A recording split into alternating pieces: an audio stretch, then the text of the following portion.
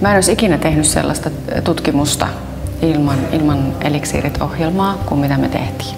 Koko tässä Mielen ja kehon Eliksiirit-ohjelmassa niin mehän oltiin tekemisissä stressin ja ylipainon kanssa. Siellä on sellaisia tuloksia ja juttuja tullut, mitkä vois vaikuttaa esimerkiksi hoitokäytäntöihin.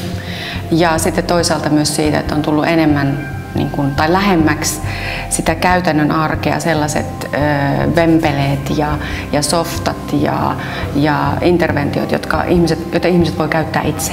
Tosiaan lähtökohtaisesti se psykologinen kuormittuneisuus mitattiin tämmöisellä General Health Questionnairella, joka selvittää nimenomaan tämmöistä akuuttia stressaantuneisuutta.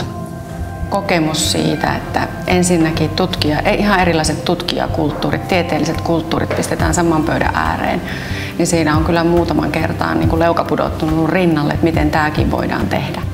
Ja niin kuin nähdään, niin se, että osallistui tähän meidän interventioon, niin se sai nuo pisteet tippumaan. Meidän raja oli 3 pistettä, niin kaikissa ryhmissä jossain vaiheessa interventiota nuo pisteet tippui ton inkluusiokriteerin alle.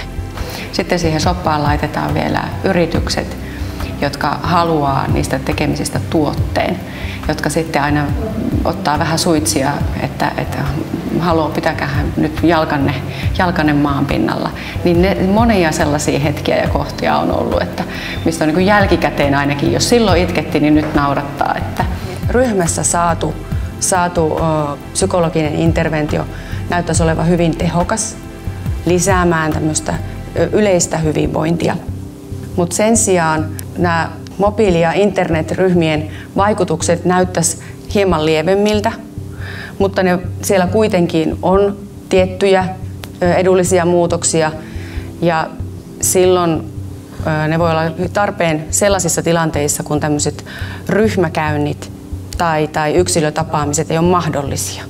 No itse asiassa meidän tuossa isossa interventiossa testattiin sellaista kännykkäsovellusta, josta nyt on sitten startup syntynyt sen ympärille, joka tämä startup-firma sitten markkinoi tätä tuotetta, jolla tämmöistä kokonaisvaltaista elämänhallintaa edesautetaan.